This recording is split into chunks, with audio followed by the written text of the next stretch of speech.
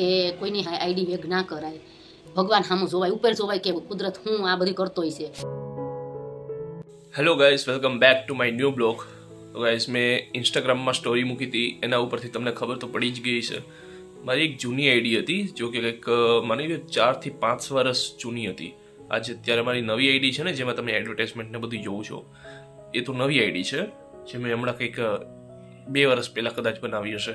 પણ મારી જે જૂની આઈડી હતી તેજસ્વી ગોહિલ, એ આઈડી છે ને હેક થઈ ગઈ છે. મને ખબર નથી ક્યારે કરી છે, કોણે કરી છે, મને કંઈ ખબર નથી. પણ એમાં ડીપી પણ ચેન્જ થઈ ગઈ છે, એનો પાસવર્ડ પણ ચેન્જ થઈ ગયો છે, અને મારા મોબાઈલમાં એ છે જ નહીં આઈડી, એ ડિલીટ છે. મતલબ ક્યારે થયું મને કંઈ ખબર જ નથી. હું છે ને આઈડીને છે ને ખોલતો હશે અચાનક, અને મને દેખાણું કે એની તો ડીપી જ ચેન્જ છે. અને જ્યારે હું એ ઓપન કરવા ગયો ને, તો એમાં નોટિફિકેશન આવી કે ભાઈ ઓનરે પાસવર્ડ ચેન્જ કરી નાખ્યો છે. તો હું વિચારમાં પડી ગયો કે ભાઈ ઓનર હું છું, મારો પાસવર્ડ મેં હજી કોઈ ચેન્જ કર્યો નથી, તો કઈ રીતે મતલબ. પછી મને રહીને લેટ થઈ કે આ તો હેક થઈ ગઈ છે. તો હું વિચારવા પણ મને કોઈ ટેન્શન જેવી વાત નથી એમાં, કેમ કે એ આઈડીમાં હું કંઈ કામ કરતો નહોતો, અને એ ફેલ આઈડી હતી, જેનો જવાનો મને કોઈ અફસોસ પણ નથી, બરાબર. પણ જે કહેવાય ને કે આપણી આઈડી છે એ સલામત નથી, એના ઉપરથી મને એ વાત નક્કી થઈ.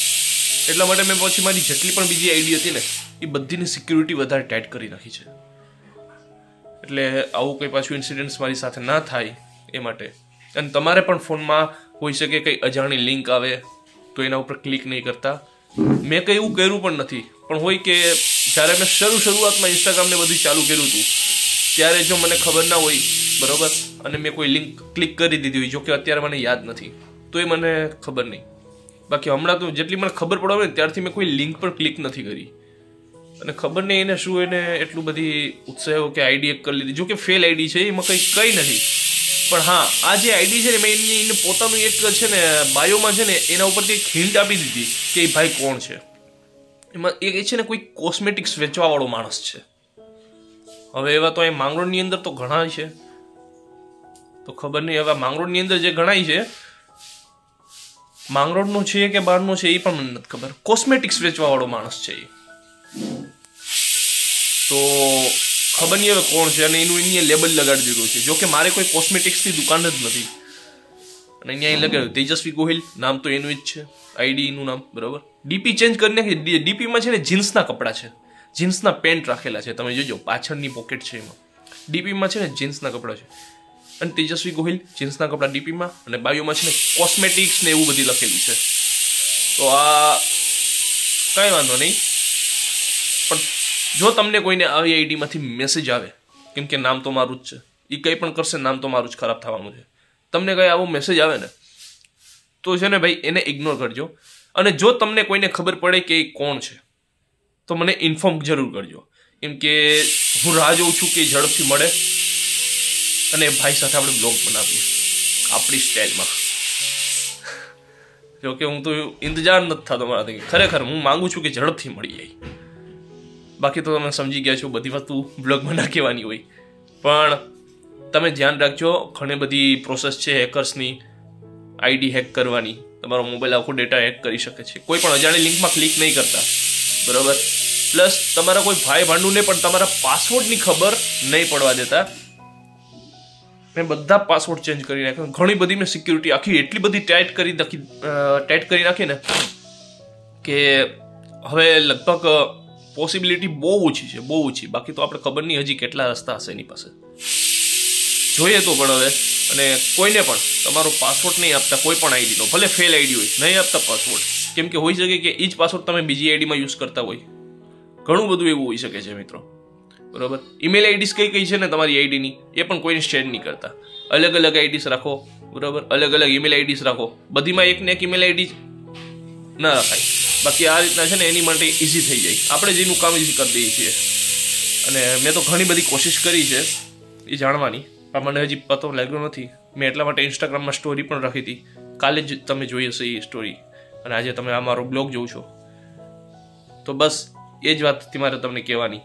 બાકી તો તમે સમજદાર છો. મેં તમને જે કીધું એ તમને ઓલરેડી ખબર જ હશે. તમને લાગતું હશે કે મેં કોઈ લિંક ક્લિક કરી, કે પણ મને અત્યારે ખબર નથી કે મેં લિંક ક્યારે ક્લિક કરી હશે. કેમ કે જ્યારથી મને ભાન પડવા લાગી ને ત્યારથી મેં કોઈ પણ અજાણી લિંકમાં ક્લિક કરવાનું બંધ કરી દીધું. મને ખબર છે ને યુટ્યુબની ઓફરો કેટલી બધી આવી હતી. યુટ્યુબની ઓફરો, હવે મારા સબસ્ક્રાઈબર કેટલા છે, મારે વ્યૂઝ કેટલા આવે અને વાત ક્યાં. અને મને હું કહે કે $3,000-4,000 આપશું, એડવર્ટાઇઝ કરી નાખો. બોલો જરાક, $3,000-4,000. $1 નો ભાવ અટાણે 85 રૂપિયાની સમથિંગ છે કંઈક, અને મને $3,000-4,000 ડોલરની વાત કરે છે. મેં કીધું કે ઓકે, કઈ રીતનું મને મેલ આવે છે, જીમેલમાં મને મેલ આવે છે. તો મને થયું કે ચાલો કઈ વાંધો નહીં, કઈ આઈડી કહેવાનું પ્રમોશન કરવાનું છે, તો મને લિંક મોકલે છે. મને ખબર છે, કેમ કે આ વસ્તુ છે ને એ ફ્રોડમાં આવે છે. લિંક છે ને એમાં ક્લિક કરવાનું આવતું નથી ભાઈ. એને કઈ એટલે લિંકના તો પ્રમોશન પણ ના કરાય. હું તો સાચું કહું, લિંકના પ્રમોશન ના કરાય. એમાંથી કઈ લિંક છે ને ફેક છે, કઈ સાચી છે આપણે ખબર નથી હોતી. ઘણા બધી હેકર્સની છે ને ઘણી બધી અલગ અલગ ટ્રિક્સ છે. જેમ એનો પડદો ફાસ્ટ થાય ને અલગ ટ્રિક્સ આખી કરી નાખે, ચેન્જ કરી નાખે. એટલે એ વસ્તુ ખાસ ધ્યાનમાં રાખે. જે મને લાગ્યું કે હવે આ વાત તમને હું શેર કરી દઉં, કેમ કે જે મારી સાથે થયું એ તમારી સાથે પણ થઈ શકે છે. જોકે મને આઈડીનો કોઈ બીજું કોઈ ઓલું નથી, પણ હોઈ શકે ને અમુક વસ્તુ હોય છે જે પર્સનલ, એ આપણી શેર થઈ જાય. કેમ કે જોકે મારે એમાં વિડીયોઝ થઈ જતા, બીજું તો કંઈ હતું નહીં. પણ તોય આપણે એક રીતનું એક ડર બેસી જાય કે નહીં, આઈડી હેક કરવા માટે અત્યારે લોકો પાછળ પડી ગયા છે. ઘણા બળતરાવાળા ઘણા હોય, અને જેને શોર્ટ ટર્મ ઇન્કમ કરવી હોય, અથવા તો નામ મારું રાખી અને પોતે કંઈ ખરાબ કામ કરવા હોય, તો એવા કરવાવાળા અત્યારે વધતા જાય છે. મેં ઘરમાં પણ આ વાત કરી છે. ચાલો હું તમને ઘરમાં બતાવી દઉં કે બધાનું કેવું શું છે આ બાબતે. તો ગાઈસ હવે આપણે મમ્મી પાસે આવ્યા છે. મમ્મીને મેં બધી વાત પહેલેથી કરેલી છે, તો હવે એ તમને આપણે મમ્મી પાસે જાણીએ કે કઈ રીતનું આપણે આમાં હું તમે સંદેશો હું દેવા માંગુ છું બધીને. હું તો ઈ જ કહું કે કોઈની આઈડી હેક ના કરાય. ભગવાન સામું જોવાય, ઉપર જોવાય કે કુદરત હું આ બધી કરતો હોય છે. આઈડીને હેક ના કરાય. જે કરે એ એના હાથમાં છે. કોક દી કે ઈ વારો કાઢશે, આપણે નહીં કહી શકીએ, પણ કુદરત વારો કાઢે. કોઈનું અટાણે સીનવાય નહીં, જેનું હોય એનું રહેવા દેવાય. બરાબર છે. કોઈના ઓલા ઉપર ધાર ન મરાય, નીતિએથી હલાય અને નીતિ વપરાય હંમેશના માટે. હું તો એટલું જ કહેવા માંગુ. બરાબર છે. ચાલો ગાઈસ હવે આપણે છે ને પપ્પા પાસે જઈએ અને પપ્પા શું કહે છે એ જોઈએ. તો તમે આપણે શું કહેવા માંગશો આ બાબતે? ભલે કર્યું હોય, હેરાન ખાવાનો છે, પાપ લાગશે. હા એ તો, પણ આ વાંધો નહીં, આપણે આમે કઈ કામની તો નહોતી આઈડી, ફેલ જ હતી. હા, કઈ કામની અને એને પણ કામ નથી લાગવાની. એ કામ લાગવાની નથી. હા, કેમ કે ફેલ જ આઈડી હતી, હું ખુદ યુઝ નહોતો કરતો. તો ગાઈસ જો તક્ષ પણ હવે આવી ગયો છે, એક્ઝેક્ટ ટાઈમે આવી ગયો છે તક્ષ. એને આપણે જાણી લઈએ એ શું કહેવા માંગે છે. હાલ ભાઈ અહીંયા આવતો રહે થોડોક, અહીં બેસ. તો ગાઈસ હવે તક્ષ આવી ગયો છે, આપણે એની પાસે જાણી લઈએ કે એનું શું કેવું છે આ બાબતે. વાંધો નહીં, એને હેક કરીને જો એ ન કરવી જોઈએ વાંધો નહીં, પણ એને ફાયદો શું એમાં? કઈ નહીં, આપણે ખુદને ફાયદો નતો, એને શું ફાયદો? ખુદને ફાયદો નતો આઈડીમાં, એટલે તો મેં આઈડી ચેન્જ કરી નાખી હતી, બીજી જ આઈડી બનાવી હતી. ફોલોવરમાં કઈ આપણે કઈ ફાયદો નતો, તો એને શું ફોલોવર ની કામ? કઈક 1000 ને 1500 ને એવું કઈક ફોલોવર હતા. પછી તો આપણે ખબર પડી ગઈ, આ બધાને ખબર પડી ગઈ પબ્લિક ને કે ભાઈ આ હેક કરેલી છે, તો હવે શું ફાયદો? કઈ ફાયદો જ નથી એમાં, એને કઈ ફાયદો જ નથી. એ જ વાત છે, એને કઈ મળવાનું જ નથી એમાંથી. કઈ મળવાનું નથી એમાં, ના કેવું પૈસા કમાતો કે કઈ નહીં. એને મનમાં શું કે હું આ આઈડી હેક કરીને આમાં હું નાખું તો મારા વ્યૂઝ વધે, મારા વસ્તુ વેચાય ને આ થાય ને તી થાય. કાંઈ નહીં થવાનું, ઈ ચોરી કહેવાય. આ ચોરીનો માલ કોઈ દી હિકે નથી સડ્યો, આ સડવાનો જ નથી.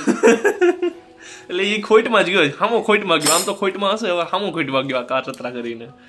કઈ નહીં. હવે ગાઈસ આજનો જે બ્લોગ હતો આપણો આ રીતનો હતો. તમને જો આ વાત અમારી સારી લાગી હોય અને ઠીકઠાક લાગી હોય તો ભાઈ લાઈક કરી દેજો. આ બ્લોગને વધારેમાં વધારે શેર કરજો, જેથી જરૂરતમંદને પણ આ બ્લોગ મળી રહે, એટલે એને ખ્યાલ પડે કે મતલબ આઈડી હેક થઈ શકે છે, બરાબર. તો પહેલેથી સિક્યુરિટી વધારે રાખે. અને પ્લસ એ કે ચેનલમાં નવા હોય તો સબસ્ક્રાઈબ કરી દેજો, થોડોક સપોર્ટ કરતો હોય જેથી આગળ વધીએ. જો કે બળતરા વાળા તો આઈડી હેક કરતા રહી છે, પણ તમે મારા સાચા સપોર્ટમાં હોય તો ચેનલને વધારે ગ્રોથ કરવામાં મારી હેલ્પ કરો. મળ્યા શું? અને તમે પણ ધ્યાન રાખજો, તમારી આઈડી પણ હેક ના થાય. જોજો ભાઈ આ બધીમાં હેક થાય એનો કઈ વાંધો નહીં, પણ સાચી આઈડી હેક ન થવી જોઈએ એટલું યાદ રાખજો, એટલું ધ્યાન રાખજો. તમારું પણ ધ્યાન રાખજો. કોઈને પાસપોર્ટ આપતા નહીં, કોઈને તમારી વસ્તુ બતાવતા નહીં. હા તો ચાલો ગાઈસ મળીએ આપણે જલ્દી નવા બ્લોગમાં. ત્યાં સુધીમાં bye bye. Thank you for watching. By.